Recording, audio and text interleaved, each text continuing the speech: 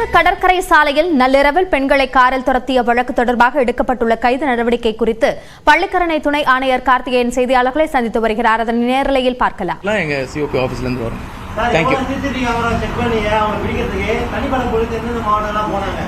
தனிப்படை அமைச்சு 5 தனிப்படை அமைக்கப்பட்டிருந்துச்சு.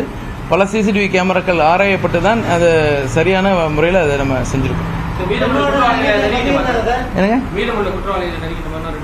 சீக்கிரமாவே விரைவிலே அந்த கேஸை முடிச்சிருக்கோம். Thank you very much. இரவு நேர கடைகள் வந்து திறக்கதால் தான் இப்போ பிரச்சனைன்னு சொல்றாங்க சார். அதுக்கு வந்து இந்த இரவு 3 மணி வரைக்கும் டீ கடையும் பிரியாணியோ இல்ல வேற எதனால நீங்க வேற கேளுங்க. வழக்கு சம்பந்தமா ஏதாவது கேக்குறீங்களா? Thank you very much. கிழக்கு கடற்கரை சாலையில் நடந்த அந்த பெண்களை துரத்தும் சம்பவம் தொடர்பாக மேலும் 2 பேரை கைது செய்ய வேண்டி இருக்கிறது என்ற விளக்கத்தை காவல்துறை துணை ஆணையர் தெரிவித்த அந்த கருத்துக்களை நாம் பார்த்தோம். முக்கிய குற்றவாளியான சந்துரு கைது செய்யப்பட்டிருப்பது குறித்த விளக்கங்களையும் அவர் கொடுத்தார். அனிஷ் என்பவரிடம் வாகனத்தை வாங்கி வந்திருக்கிறார் சந்துரு என்றும் தன்னுடைய செய்தியாளர் சந்திப்பில் துணை ஆணையர் விளக்கம் கொடுத்திருக்கிறார். இந்த வழக்கில் ஏற்கனவே 5 பேர் கைது செய்யப்பட்டிருக்கக்கூடிய நிலையில் மேலும் 2 பேர் கைது செய்யப்பட வேண்டியிருக்கிறது என்ற விளக்கத்தை துணை ஆணையர் தன்னுடைய செய்தியாளர் சந்திப்பின் போது தெரிவித்திருக்கிறார்.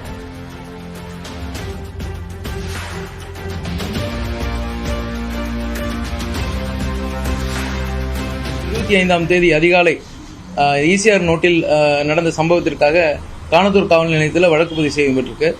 அந்த வழக்கில் நேற்று கூறியபடி 5 பிரிவுகளின் கீழ் வழக்கு பதிவு செய்யப்பட்டு அதில் 7 குற்றவாளிகள் கண்டறியப்பட்டது. அதில் இப்போ நம்ம ஏற்கனவே 4 குற்றவாளிகள் அதில் கைது பண்ணியிருக்கோம். இதில் இன்னொருவர் சந்துரு அப்படின்ற நபரும் இப்போது கைது செய்யப்பட்டிருக்கிறார். ஸோ இன்னும் இந்த வழக்கில் இன்னும் ஒரு 2 குற்றவாளிகள் கைதுபட வேண்டிய சூழ்நிலை இருக்கிறது. அதுக்கு தனிப்படை அமைச்சு அதுக்கான நடவடிக்கைகள் மேற்கொண்டிருக்கு. சந்துரு மேலே அவர் கேட்டபடி ஏற்கனவே வழக்கு இருக்குது. சிட்டி லிமிட்டில் 2 வழக்கு இருக்குன்னு சொல்லியிருந்தோம். ஒரு ஜே நகர் காவல் நிலையத்திலையும் இன்னொரு கூட்டுறவு காவல் நிலையத்திலையும் ஒரு கடத்தல் வழக்கும் ஒரு சீட்டிங் வழக்கும் 2 வழக்கு இருக்கு. இல்லை கொடி நேற்று சொன்னதுபடியே வந்து அவருடைய நெருங்கிய நண்பர் சந்தோஷ் அப்படின்னு ஒருத்தர் நேற்று கைது பண்ணியிருக்கோம். அவருக்கும் பல வாகனங்கள் இருக்குது. அவருடைய பழக்கமும் இது மாதிரி வாகனத்தில் கொடி கட்டுற பழக்கம் உண்டு. அவர் தான் இந்த கடந்த ஒரு மாதத்துக்கு முன்னாடி இப்போ கொடியை கொடுத்து கண்டிப்பாக நீ போடணும்னு இருக்காரு. இவரும் அதை பயன்படுத்தி டோல்ஸ் அவாய்ட் பண்ணுறதுக்கு லாங் டிரைவ்லாம் போகும்போது டோல்ஸ் அவாய்ட் பண்ணுறதுக்காக தான் முக்கியமாக நாங்கள் அந்த கொடியை பயன்படுத்தினா சொல்கிறோம். பேக்ரவுண்ட் அப்படின்னு சொல்கிறதுக்கு பெருசாக இல்லை. அவர் வந்து 2019 ஒரு கல்லூரியில் படிச்சிருக்காரு. Chandru pass out 2019 pass out ஆயிருக்காரு. EEE படிச்சிருக்காரு. டிப்ளமோ இன் EEE படிச்சிருக்காங்க. அவருக்கு நிரந்தரமான ஒரு தொழில் எதுவும் கிடையாது. ஒரு செல்ஃபோன் கடையை வச்சு வந்திருக்காரு. அது சம்மந்தமாக தான் ஒரு வழக்கும் பதிவு பண்ண பின்னாடி ஒரு சீட்டிங் கேஸில் செல்ஃபோன் சரியாக வைக்கல. அதன் பிறகு திருப்பி இப்போ ஒரு பெரிய நிரந்தரமான வேலை அவருக்கு ஒன்றும் பெருசாக இல்லை. வண்டி வாகனங்கள் வாங்குறது விற்கிறது அந்த மாதிரி ஒரு சின்ன தொழில் பண்ணிட்டு இருக்காரு. அவ்வளோதான். அதில் வேற ஒன்றும் அதில் பெருசாக சொல்றது இல்லை.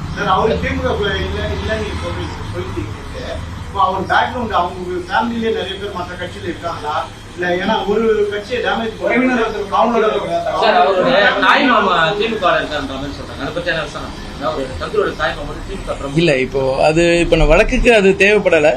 வழக்குக்கு தேவைப்பட்டிருந்துச்சுன்னு சொன்னால் அவங்களுடைய பின்புலத்தை திருப்பி விசாரிக்க வேண்டிய கட்டாயம் இருந்துச்சுன்னு சொன்னால் புலன் விசாரணை அதிகாரி அது சம்மந்தமாக மேற்கொள்வார்.